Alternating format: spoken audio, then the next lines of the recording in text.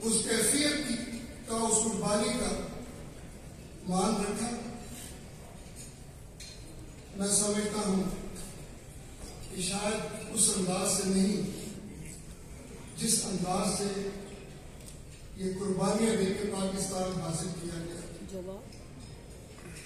सबसे बड़ी कुर्बानी, मैं कल किसी फंक्शन में यह कर रहा था कि हजरत काज़ी आज़म